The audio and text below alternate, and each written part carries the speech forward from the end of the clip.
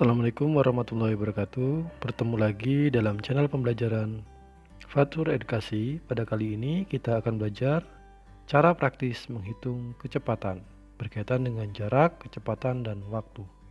Silahkan simak video ini sampai selesai. Semoga memberikan manfaat untuk kita semua.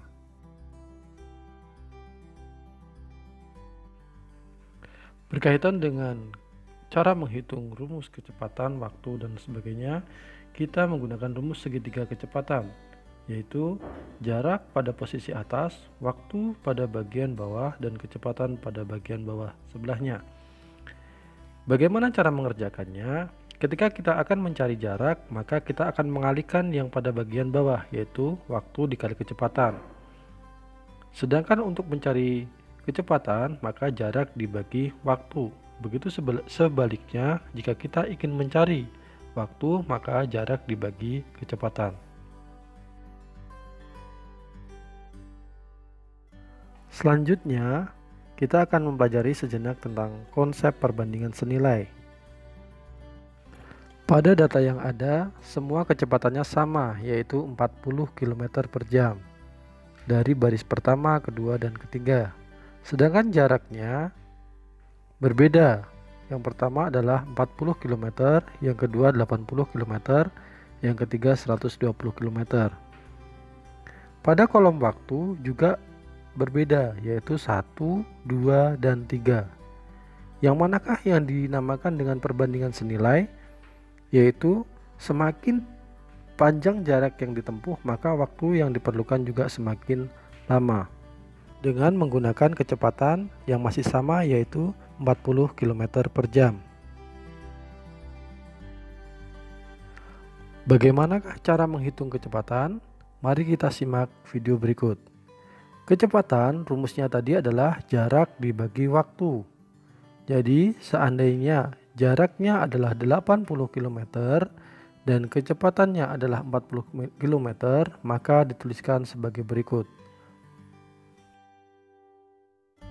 Kecepatan 80 dibagi 2. 80 dibagi 2 adalah 40. Jadi kecepatannya adalah 40.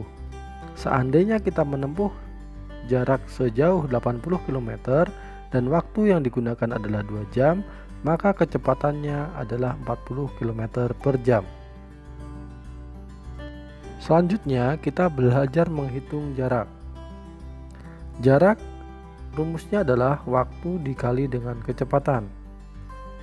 Jika waktunya adalah 2 jam dan kecepatannya adalah 40 km, maka akan dituliskan sebagai berikut. Waktunya 2 jam, maka ditulis angka 2, dan kecepatannya adalah 40, maka 2 dikali 40, hasilnya adalah 80 km. Mudah sekali bukan? Bagaimana kita menghitung kecepatan dan juga menghitung jarak.